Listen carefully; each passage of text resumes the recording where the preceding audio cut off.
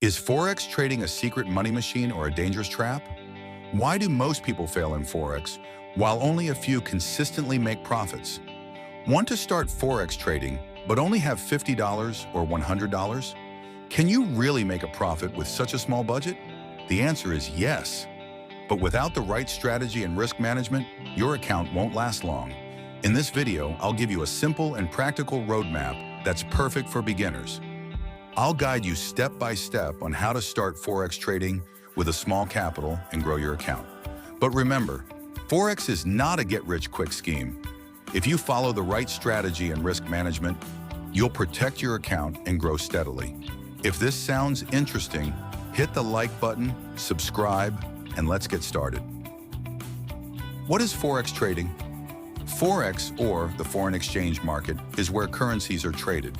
It operates 24/5, meaning you can trade anytime.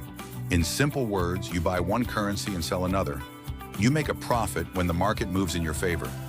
Example, if you believe USD will strengthen against EUR, you'll buy USD per EUR. If the USD rises, you make a profit. Forex market daily volume, over $7.5 trillion. What do you need to trade Forex on a small budget? A good Forex broker that accepts low deposits. A reliable trading platform, MetaTrader 4/5, TradingView. A profitable trading strategy, strong risk management skills. Important, stay away from high leverage. It can increase profits fast, but it can also wipe out your account even faster. Best Forex brokers for small budget. If you're starting with a small capital, choosing a low deposit broker is crucial. USA, Owanda, IG markets. UK, FXCM, CMC markets. Canada, Owanda, Forex.com. Australia, Pepperstone, IC markets.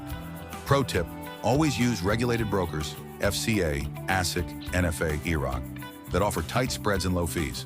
Drop a comment. Which broker do you use for Forex trading? Best Forex pairs for small accounts.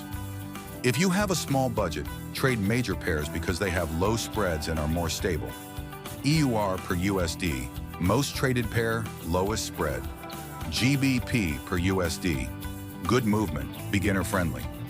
USD per JPY, low volatility, safer. Avoid exotic pairs. They have high spreads and unpredictable movements. Which Forex pair do you trade the most? EUR per USD or GBP per USD? Comment below.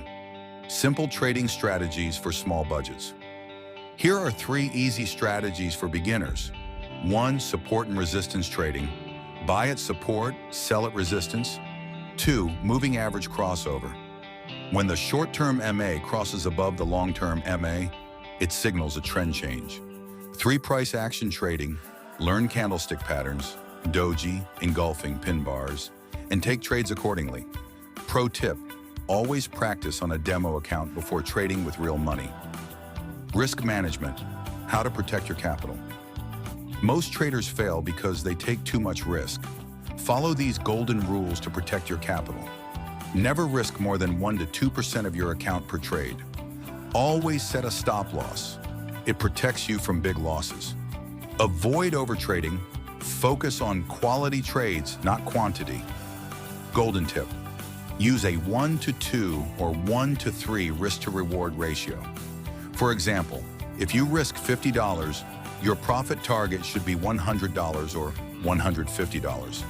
Example, James started with $100 but used high leverage without risk management.